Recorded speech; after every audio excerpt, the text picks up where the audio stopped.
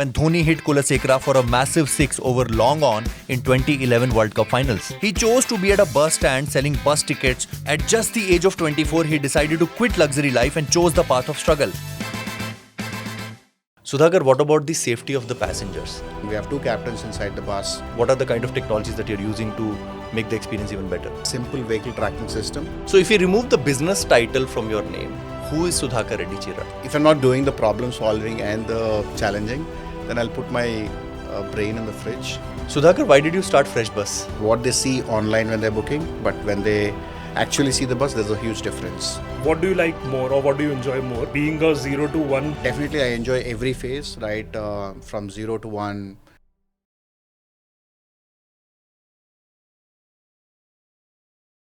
In 1983, when Kapil Dev was running backwards 150 yards to take that magnificent catch to make India World Cup winners for the first time, 2 things were getting introduced to the world. The TCP protocol, which we call Internet today, and Mr. Sudhakar Reddy Chirra, our mentor, our guru, the bus industry veteran, the man, the myth, the legend, Mr. Sudhakar Reddy Chirra. Welcome, Sudhakar, to our podcast. Thanks for this, Rohit. I think really I feel like coming back home.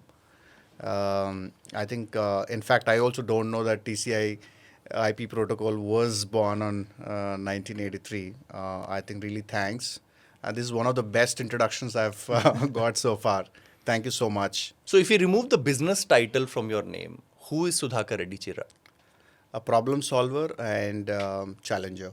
You certainly have solved a problem or two in the bus industry, but outside of the bus industry, anything that excites you, anything that you spend more time, or you're the ones who just, wakes up looking forward to, holding the steering and trying to solve problems? I think I'm a person who if I'm not doing the problem solving and the challenging, then I'll put my brain in the fridge, keep it at rest, and then I enjoy my coffee. Lovely. So Sudhakar, money, fame or freedom, if you were to choose between one of these 3, which one would you choose? See, I think most of my friends in Hyderabad, they look up to me because I'm a first-gen entrepreneur, and especially I've solved especially the internet age, internet era. So people come to me for especially on the factors what really got AbhiBus here, or what sort of got me here. I see most of the people around me are second gen and they just want to do what I've done. Yeah. So that's what is really giving me a lot of kick. Than money, than fame, all of that. So do you think you were given, when you were back then, when you were 23 or 24, you were given a freedom to go out, explore this world full of, challenges is still a very understatement to, it's almost like that impossible tag that bus industry had to be able to completely digitized. One would say that you were given a freedom, but just take us back into that memory lane, that what was that kind of a freedom, or what was that kind of a adrenaline that you had, a 24-year-old Sudhakar who knew that he is putting his hands into something which is going to be enormously difficult. Just make us look from that angle. Yeah, I think I have to go back to my engineering days, and also right after that I worked in Chennai for a couple of years. From 2005 to 2008 I worked in Chennai. Back in those days, to book my bus ticket, right, to go back to my hometown Guntur, I have to go to an agent, nearest agent. He writes, at his own wish, right? There is no transparency. So, and also at the same time, I had an enthusiasm of doing something by my own, right? I really want something which can solve the problem. Then I started thinking and putting pieces together. I started looking at the travel industry. Then the railways had IRCTC, and back in 2007, 2008, there was a lot of air travel boom was happening. I saw full page ads of new airlines coming up: SpiceJet, Indigo, Deccan, Kingfisher, and also a lot of these OTAs of Make My Trip. All of them launched the travel portals. So I didn't find anything for the bus. That's when I thought, I think this is something really interesting and I have to solve that problem. And I'm a vivid bus user to go back to my home. So that's when that sort of itched me to dig a deep. dig deep, but unfortunately none existed, and then I went deep. But after going to my father and said, "This is what I want to do," but as I said, I'm a first an entrepreneur. They didn't understand, and obviously it's a no. It took about at minimum of 45 days no, to convince him to take a 10 lakh rupees from him in 2008. It was a very hard one. In fact, like he took, for him at that time, the most educated people and highly intellectual people are a bank managers of his friends and all that. He took me to them and said, no, this guy wants to do this. Is it the right one or a wrong one? But none of them, not even a single person said, yes, I think he should do it. Everybody said, I think this guy should go to US, earn some dollars and come back. After the 10 years, he should think of doing something, but not now. He's too young to start a business. And luckily, I think my grandfather, who is again like, he's not a educated person, he said that, okay, I think we should encourage. So that's how I think it's a lot of hardship to get the first 10 lakhs from my father.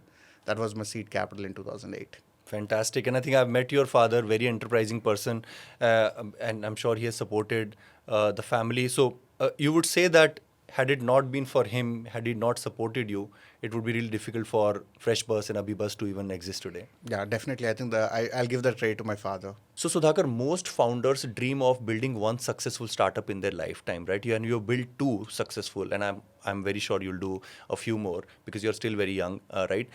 Just tell us that how was the experience of building one startup back, starting back in 2007-8, and then 2019 again trying to have a courage of starting FreshBus, which is your second startup. Just how was the entire experience? I started in 2008, and almost sort of 2023 is when I sort of left AbhiBus.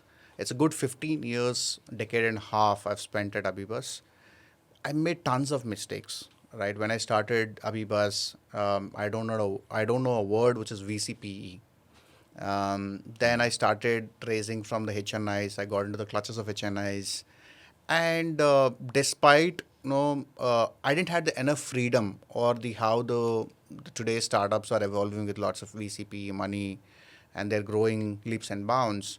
I didn't had that opportunity, but still I struggled and fought, and got AbhiBus so far. And even in fact, in the hands of Ixigo, it is growing even much better and faster.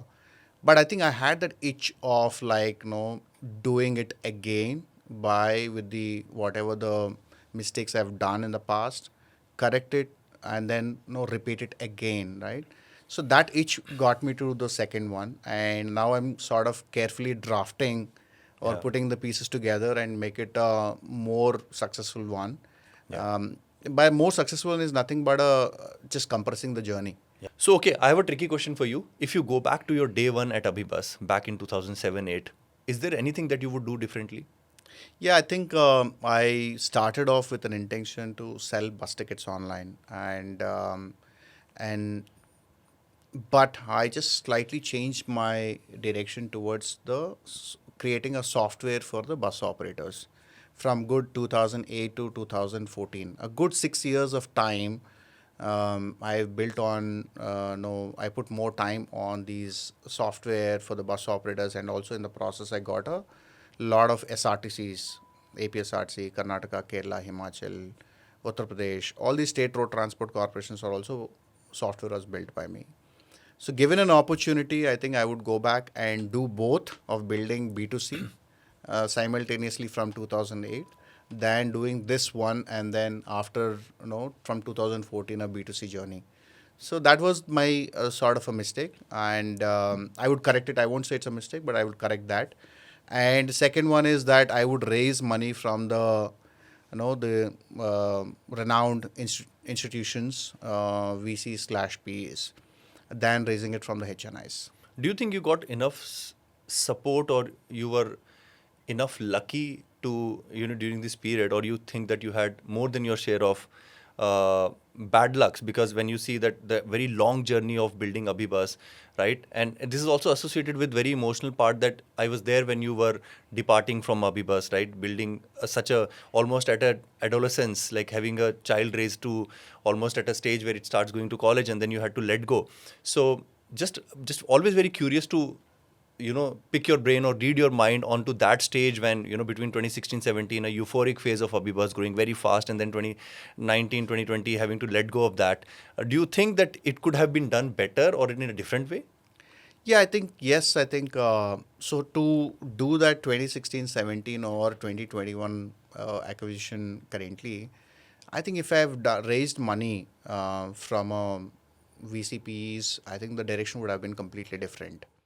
I think this business has a huge potential, and if it is supported by a right capital with a right institution, I think this can go uh, as high as the AbhiBus could be an IPO itself.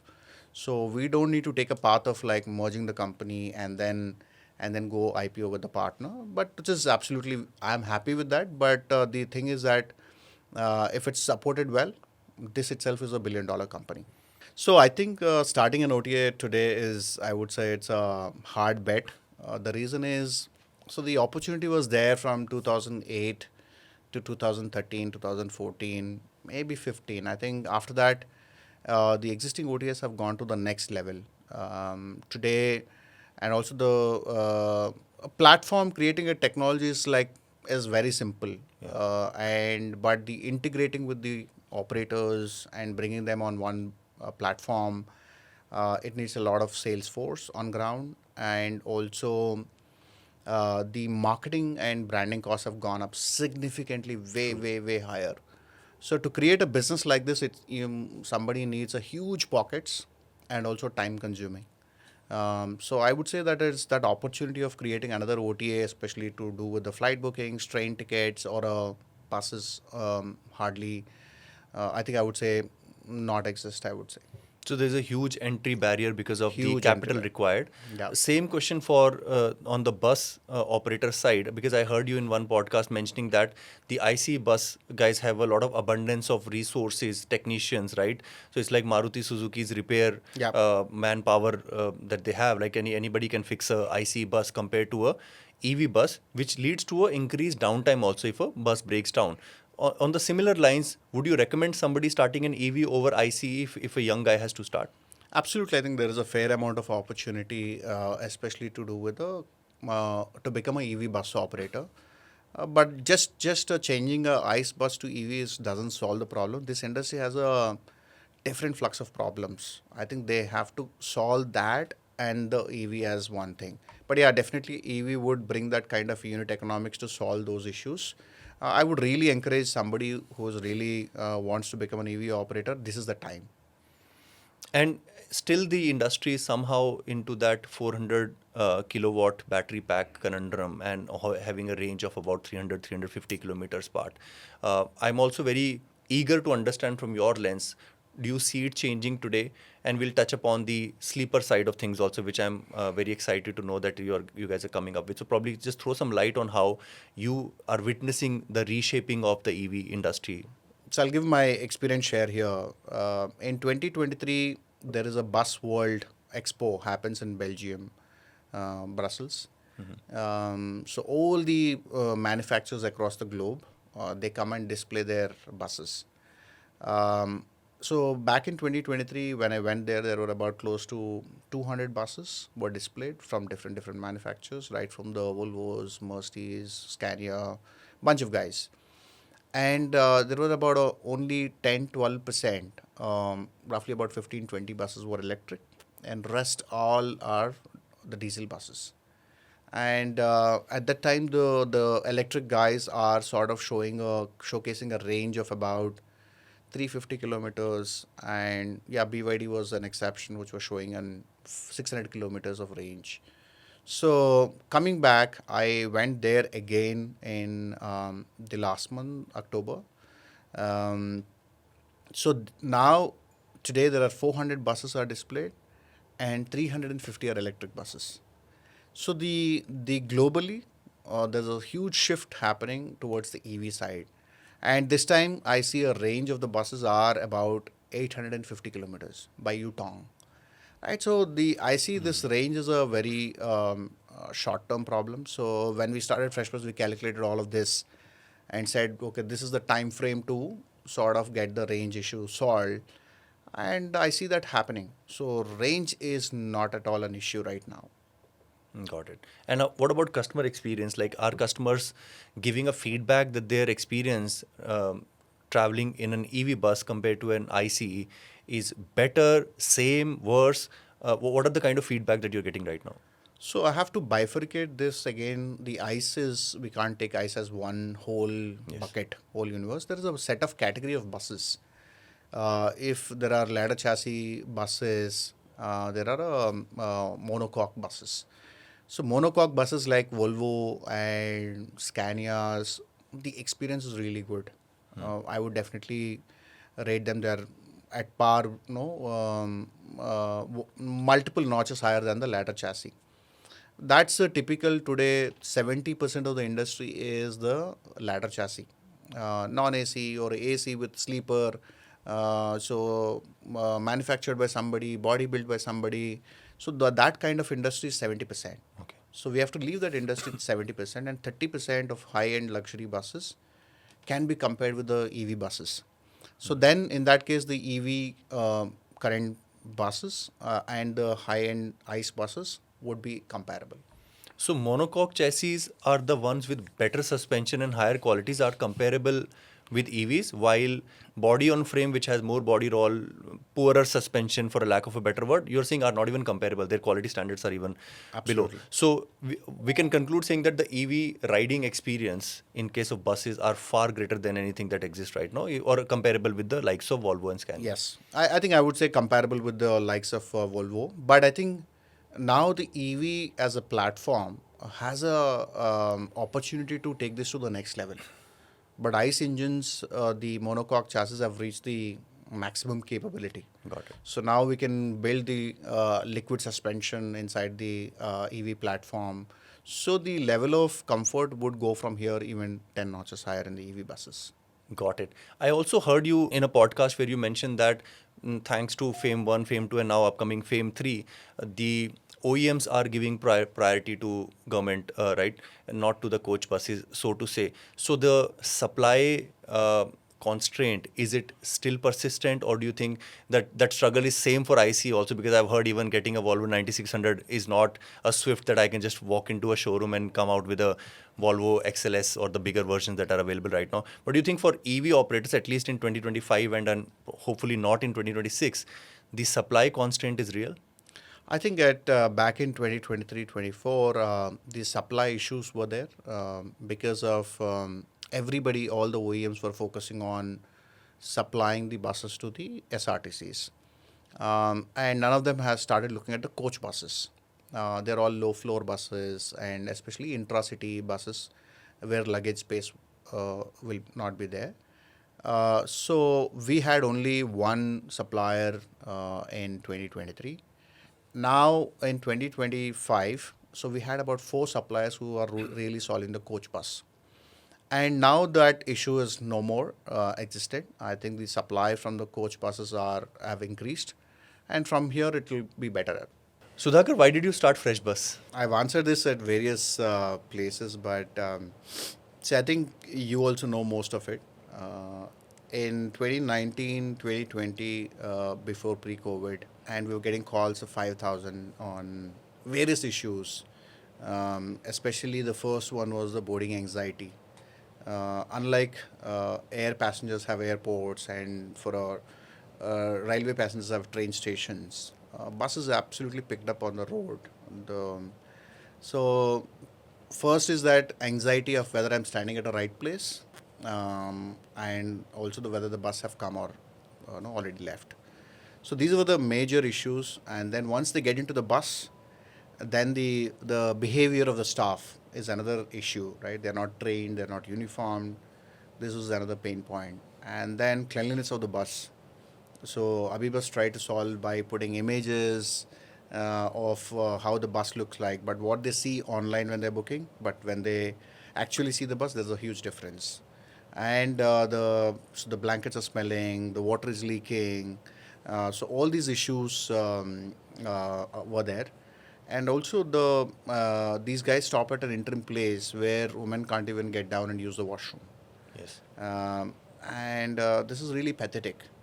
And also the another major issue which was really alarming was the safety concerns, where often the drivers were offered alcohol to stop the buses at their dabas, and that is a safety compromise.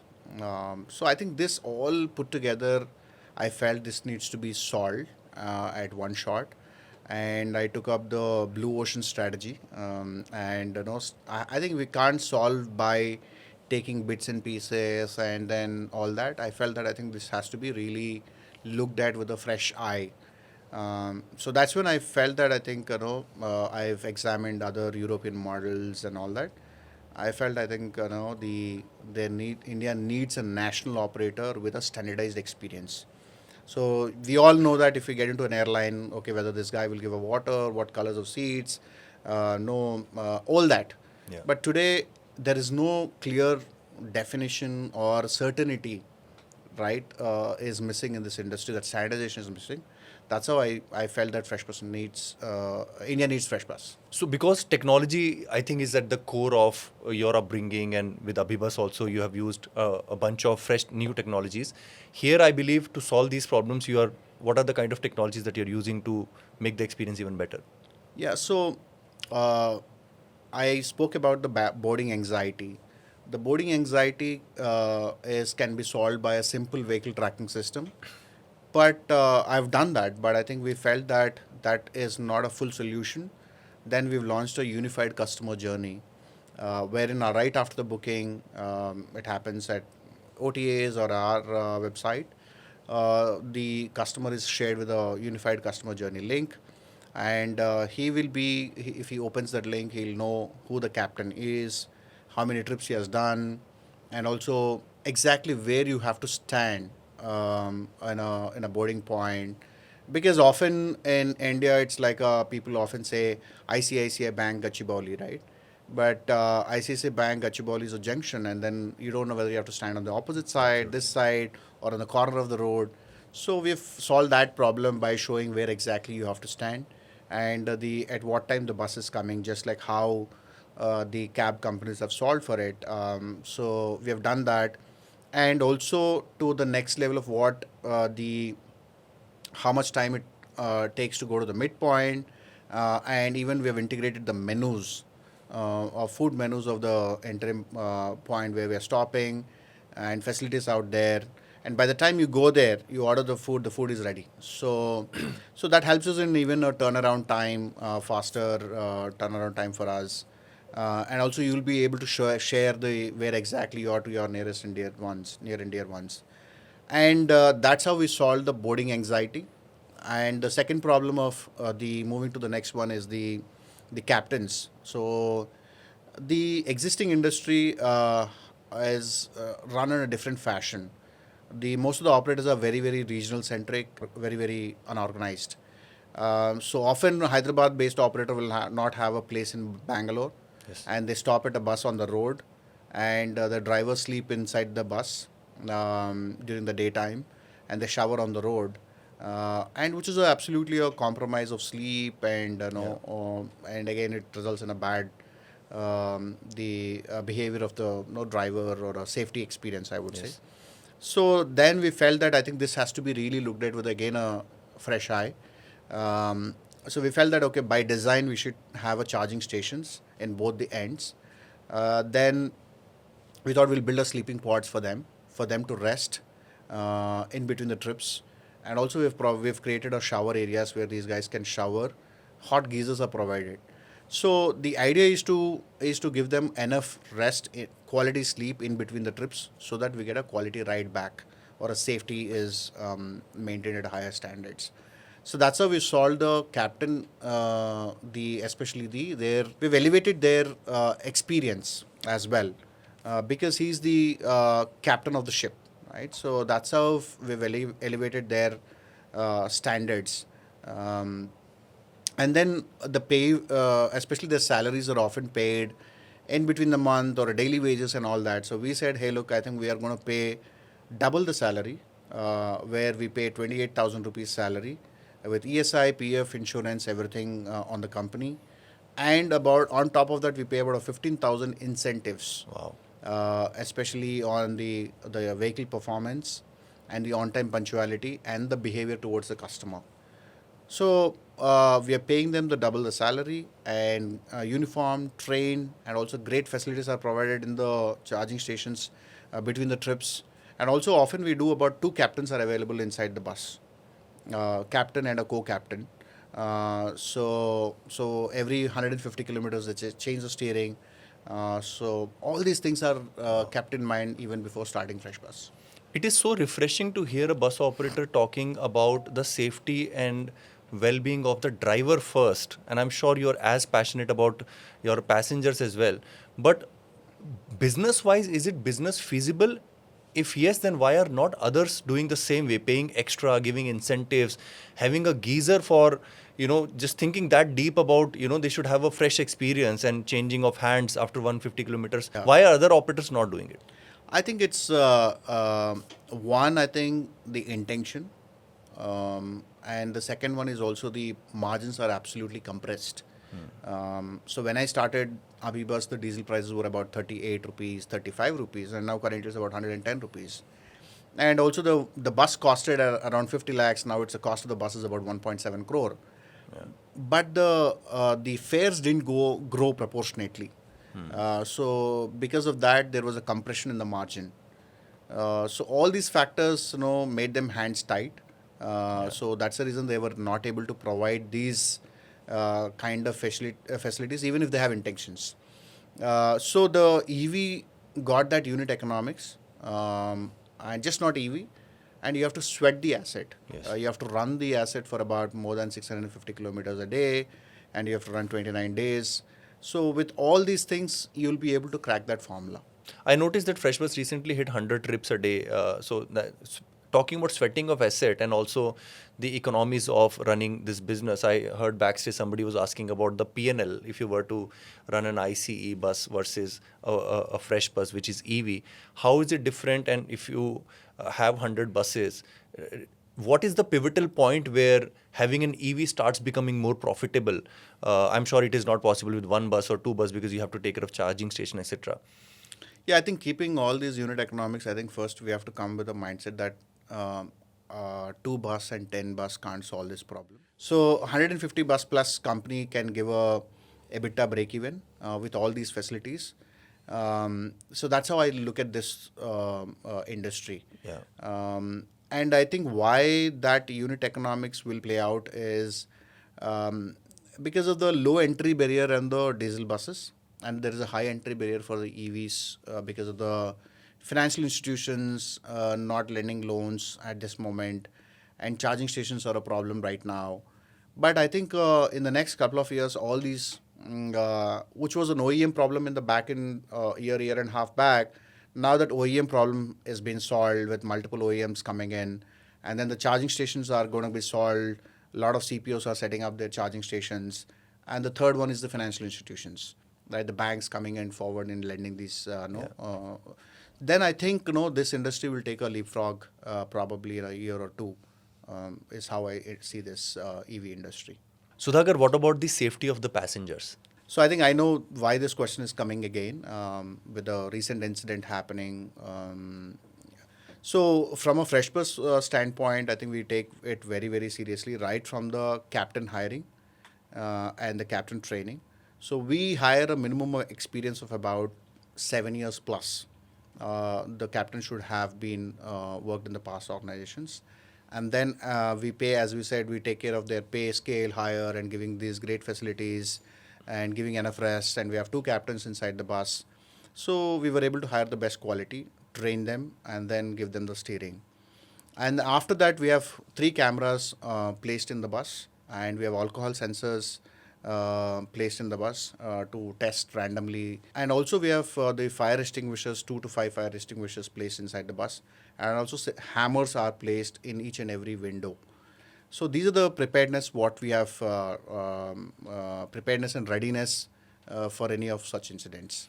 So if I were to conclude, I think predictability of journey for your passengers and the safety is something that I'm sensing is at the core of FreshBus. Yeah. You're making every journey very predictable from a safety standpoint, from an experience standpoint, from food standpoint, Yeah. which is something I've been seeing on social media that your food box looks very interesting. Just tell us about the entire experience in the bus for the passenger. See, I think we felt that that just not the taking care of the passengers and safety aspects. We thought we'll just give them a snack box, which has the wet wipe, water bottle, a biscuit, and a chocolate from our side. So always I feel, as I said, no, I always want to keep innovating myself, challenge myself, right? So how do we make it different from others, right? Just we created a box in the bus shaped so that people should remember us. So that's how we created that. That's how we packed it nicely and giving it to the customers. So in-bus experience is also really, really important for us. So not only that, we also have the taking care of the emergency exits very, very seriously.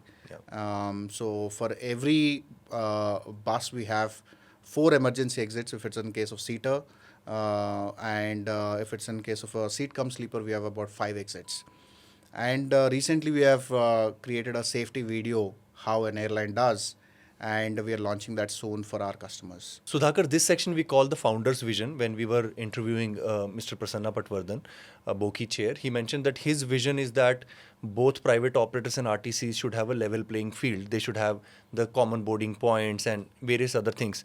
You as a founder of a fresh startup, FreshBus, where do you see, what's your vision? Where should we expect FreshBus to go probably in the years to come? So I don't see this as a private public rift or something like that. I think I would say that I think if you provide a right experience and a right price, I think the industry is huge. As per my data, it is about 100,000 buses ply every day. I'm talking about intercity buses. In that, as I mentioned, if I remove those 70% of non-AC and the other category, the ladder chassis buses and the bodies built on top of it, there's a good quality assets of about 30,000 buses, whether it's a private or a public. I think that industry needs a real shift because passengers really are looking this with a different set of an eye, where this is the last option, whatever I have. So people should really feel that, hey, pleasure of taking the bus. They should be really felt comfortable in safety, experience, and all of that. So that 30,000 segment is what I look at it. And in that, the fair amount of opportunity is there for everybody, whether existing operators or new incumbents or large corporates who are looking at this industry very closely right now. I see that this 30,000 FreshBus is really looking for, and probably we could target a 5,000 buses in the next maybe 7 years, 8 years down the line. Wow. Because I think already with 100 charts a day in the EV segment, and I'm sure I'm watching a few other countries also, there are players, local players there, but you're already getting into the top brass of EV players who have 100 charts and plus. But with 5,000, you could be probably the largest, even compared to any national carrier also in terms of buses. Is that the vision that is set now? And when do we approach, when do we see that happening? Yeah, I think to give you stats, I think even the large top 5 operators contribute less than 2% of the market share, because the private industry has, because of the constraints on the technology process and all that, people are capped at 500. India's biggest private operator is at 500 buses. So I see that probably once we cross 500, then we are India's number one. I don't say EV and ICE. As a collectively, I see this industry. Then I think in 2 years we should be a top operator in the country, and we should be touching 5,000 in the next 7-8 years. And do you see in those 2 years probably the pricing of asset and the pricing for the customer in terms of ticket will have an equilibrium? When will the IC versus EV differentiator will be killed and everything will be on the same grounds? I think, as I said, there are problems, which was a OEM problem, and the second one is the charging station, and third one was the enough capital or lending by the banks. So I think once these three problems are solved, I think the EVs are most economically viable option for anybody to run. And when do we expect the fares, which is the biggest problem for industry in general, start rising? And what's your, in the rear view mirror, how do you see fares faring in last 5 years versus probably next 5 years? I think as a FreshBus, we see this very differently. I think the fares are looked of, I would say, demand versus supply.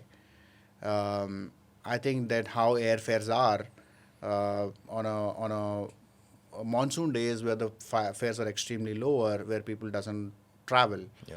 On a peak days, like if everybody wants to travel on a December 25th to Pongal holidays and New Year and all that, but at the same time, at that time, supply is constrained, so everybody will increase the fares. So I don't think we will see this standard fares per kilometer fare kind of model will be out in the next couple of years, and I see this is going to be a dynamic pricing. Hi, Sudhakar. Thanks for coming over here and sitting with us. It's been a long time since we have sat and reminisced and got a deeper level of interaction as to the two iconic brands in the bus industry in India. That journey which you have taken and now also still on the path of that journey. So it's great having you here. And my first question would be things around how do you look at the startup ecosystem in Hyderabad? There's always in social media, there's always a competition between Bangalore, Hyderabad. But yeah, in the last 6-7 years, or probably, and since you have been witnessing Hyderabad since 15 years now, so what has changed? What is the brighter future that you are witnessing especially for Hyderabad ecosystem in startup world? Yeah. So first I'll talk about Hyderabad. I think the Hyderabad is absolutely there's a lot of talent and also a lot of entrepreneurship in this soil. But I think from the ages, it's been like sort of underplayed. A lot of infra players have been born out of Hyderabad. But also a lot of tech startups have been, especially the software companies have been born from Hyderabad. But I think it is known for wrong reasons. But I think the Bangalore has taken that good opportunity to leapfrog back in those days. And now I think it's coming back to Hyderabad. I think the lot of especially the defense and the AI and drone, all these new age startups are really coming up faster, and also the ecosystem of the VC funds are also trying to set up in India, so set up in Hyderabad. So I think it is definitely growing. But I think if I take a step back and see as a India as a whole, as a I think last couple of years I see a tremendous startup ecosystem is developed and a lot of push from the government of India. So there is no more that state versus this state. I think it's going to be as a India. I think the startups are going to change reshape the future of India. So since you mentioned about positively that how India is going to be the change maker of this century, and if when I look back, one pivotal year 2007-8 when AbhiBus was born, and then in 2019-20 when FreshBus journey was started. So one question comes to my mind is, are you very good at catching trends or are you plain lucky? And the reason why I ask this is 2007 was the year when Facebook was popularized, Twitter was born. So in a way, I'll say social media took place. The first iPhone was announced. Android Play Store was announced and came into shape. AWS, started expanding outside Amazon. It was initially an internal platform. So some of these ingredients of startup, enabling the startup ecosystem were taking place at one end. And that's when the same time AbhiBus was born. And similar kind of story also was playing out in 2019-20 in the EV segment, right? The EV technology was maturing, at least becoming a more commercialized, right? Adoption was starting to happen. So is this plain coincident, or were you observing these trends from a little far off, and then you were able to correlate and see that, okay, these are the trends that can be leveraged to solve for the customer experience problem in the travel sector, and how do you look about it?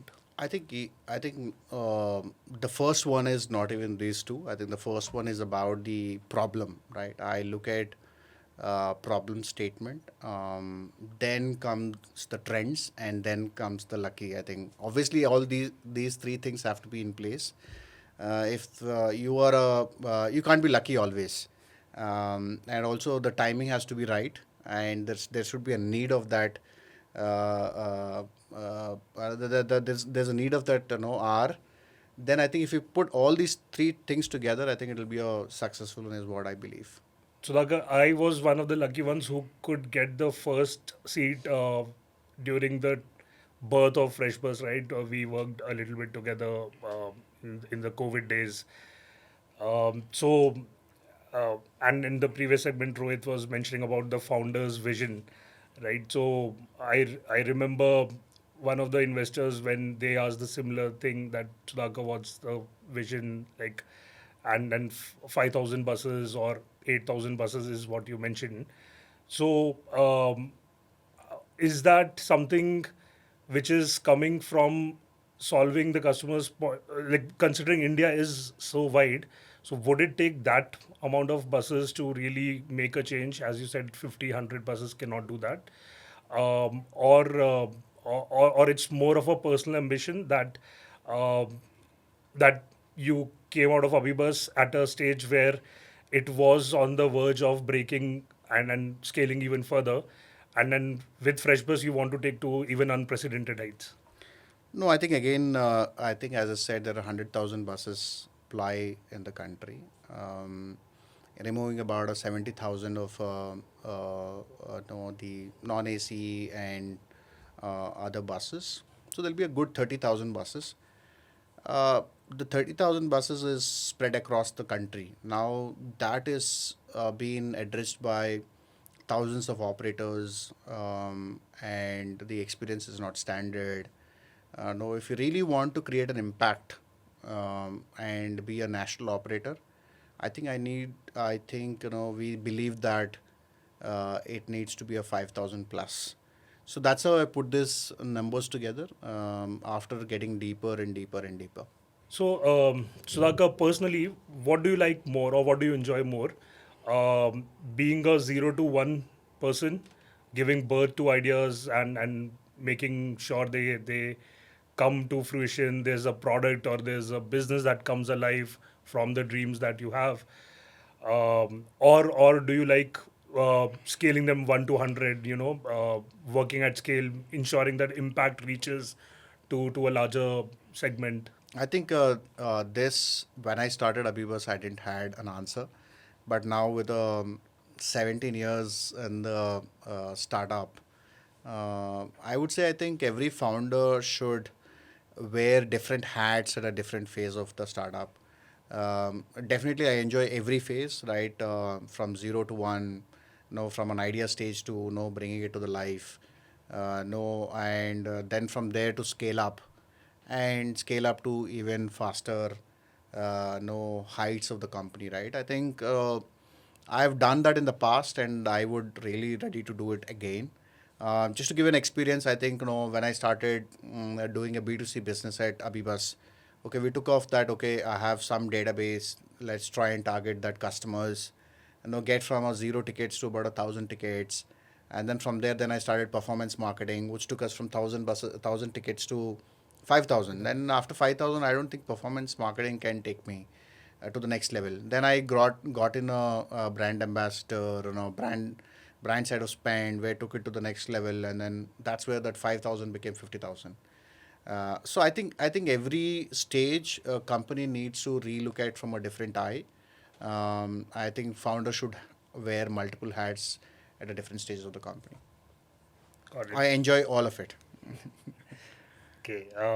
So, Sudhakar, also shedding some light on the technology front, because you have been a technologist, I'll say, first than a pure play entrepreneur, because everything you do eventually links out with technology, right? So on both sides, on AbhiBus as well as FreshBus.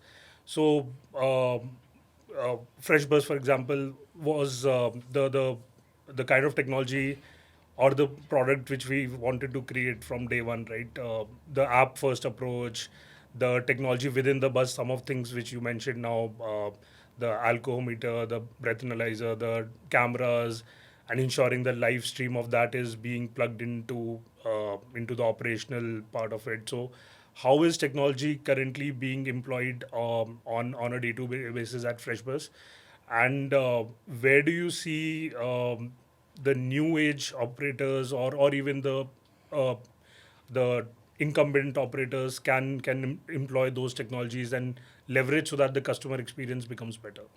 Yeah, I think so. When thought of FreshBus, I think it should be a tech first approach. Yeah, booking is one part of it, wherein so have an app and online website where people would come and book the tickets. But more than that, I think we want to solve each and every problem with the tech.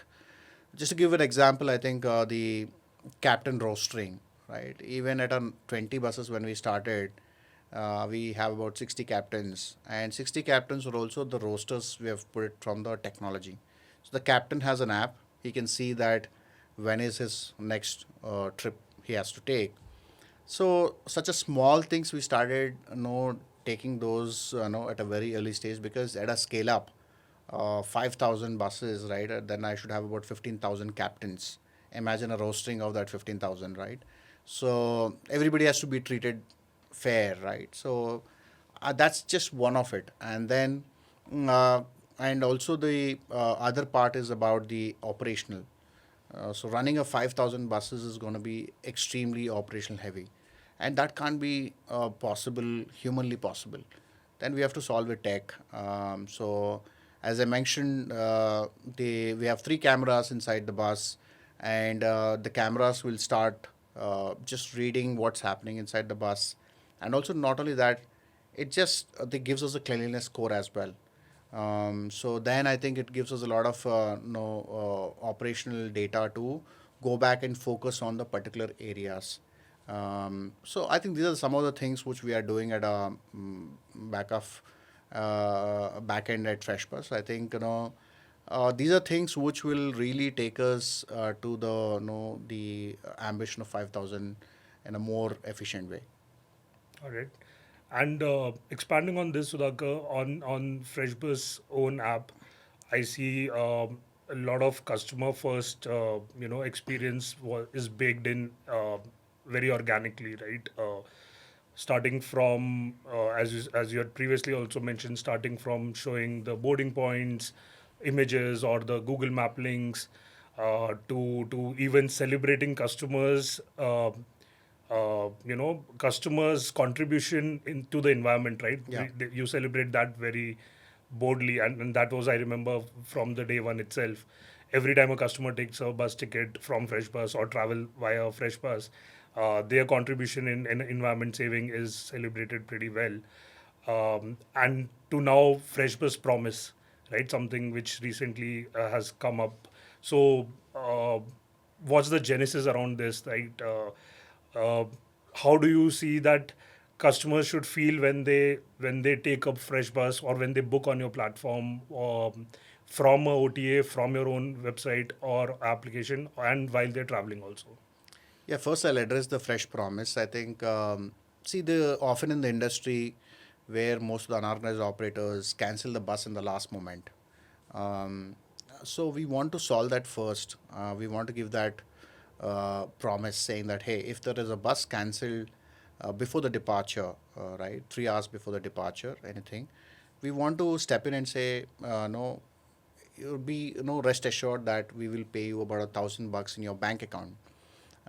So that kind of an assurance we want to bring in. So that's how the thought started from Fresh Promise. And also, often a lot of people have an anxiety that okay, EV buses are stopped in the middle of the road because of lack of charging, etc., etc. So to overcome that, right, if there is something happens in between, we want to promise saying that 1,000 rupees back. So that's how we clubbed these two things of canceling the service in the last moment or en route if something happens. We came up with a promise 1,000 rupees into their bank account, not even our wallet where they have to come back and use it again. We said this is our promise. This also we've done this after 2 years of data around it. So we've run about close to 40,000 trips so far, and we've run about 1.3 crore kilometers so far. With the data around it, we are very very confident that no, we will be able to fulfill this promise with a minimal hardship. Got it. So, Sudhakar, those who know you pretty well or have worked very closely with you, they can vouch that the environment around you is the vibe around you is pretty chill and fun, right? So, are you still on that philosophy of work hard and party hard, or how are you guys partying these days? Oh, I think so. We are not partying as hard as like at AbhiBus, but I think see, I strongly believe that people should come to work so very happily, right? It's just not like that's what I strongly believe. You spend 8 9 hours a day and 5 days a week, and in fact, I would say I keep telling people at AbhiBus when I was working there or at FreshBus is that I think you spend more time in office than with your wife, or with your kids. So I think you should really be happy what you're doing. So that's why I just wanted to be create that environment. I continue to do that. As we know, most of the buses ply, especially during the night time, like people travel overnight, right? Especially for the intercity travel. And FreshBus also has a decent number of charts opening towards the night side, right? So, uh, what metrics or what data points do you see first thing in the morning, wherever in the world you are or time zone you are? And what those metrics or data points keep you worried and keep you up at night? Oh, well, there are 3 4 data points. One is the NPS is what we really look for. Uh, so the briefing what I gave to my team was that we have to be at a Qatar level, which is about a 70%. Currently, we are hovering around 65 to 66. So that's something I really look. And then obviously the ratings on the OTA platforms. And is there any feedback from the customers? Whether it's a day journey or a night journey, it doesn't matter. I think customer first is the approach. These are the 3 things what I look mostly. Yeah, so Sudhakar, now we enter into the fun part of the podcast. Enough with the serious talks. So we'll do a quick rapid fire segment. So I have few questions. I'll expect shorter, crisp answers from you, uh, and no diplomacy, please. Yeah, sure. Yeah. So, uh, what do you like more, being a OTA founder and CEO versus being a bus operator founder and CEO? Both are customer driven, so I love both. Personally, within the bus, do you like sleeper or seaters?